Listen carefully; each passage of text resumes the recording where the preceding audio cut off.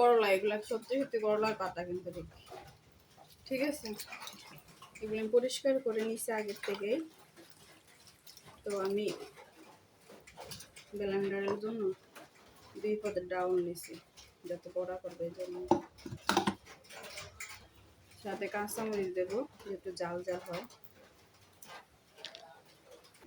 আমি কাঁচামরিচ অনেকগুলা দিছি, কারণ জাল জাল হলে আমার খুব ভালো লাগে এই জন্য। আমি ধুয়ে নিছি করলার পাতাগুলো, এখন ব্লেন্ডারে দিয়ে দেবো। দেখেন আমার ব্লেন্ডার করা হয়ে গেছে, কি সুন্দর মিহি করে। একদিন আপনারাও খেয়ে টেস্ট করে দেখেন কেমন হয়, ঠিক আছে? তাহলে বুঝতে পারবেন। আমি বাকি সব কিছু মিহি করে নিতেছি। আমি কিছু আস্তা ডাউল দিয়ে নিয়েছিলাম, এগুলো পেঁয়াজ। আমি কিছু হলুদ মিশিয়ে নিচ্ছি। এখন কেউ চাইলে আটাও দিতে পারেন, যে যেটা দিতে ভালো লাগে সেটাই দেবেন। করলা পাতা দিয়ে বড়রা একদিন খেয়ে দেখেন কেমন স্বাদ। আমি গুনে নিছি, আমি কিছু অ্যাড করে নিতেছি, আপনারাও চাইলে অ্যাড করে নেবেন। বেসন থাকলে বেসন নেবেন, আর যার কাছে আটা থাকলে আটা নেবেন, তাহলে জিনিসটা ফুলবে খুবই ভালো, নরম শক্ত হবে।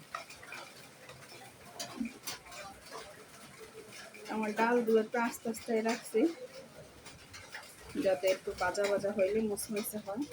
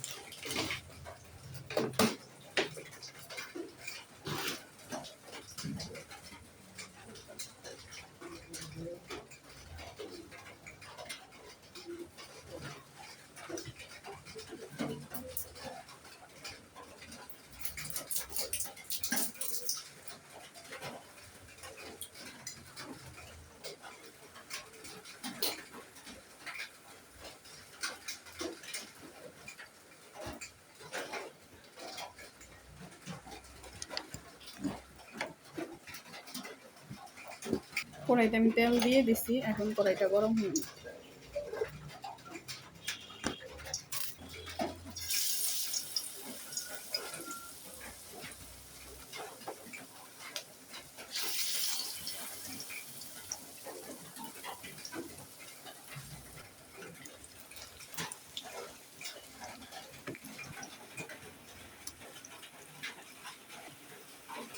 আমি নিয়ে নিচ্ছি, কি সুন্দর ভাজা হয়েছে।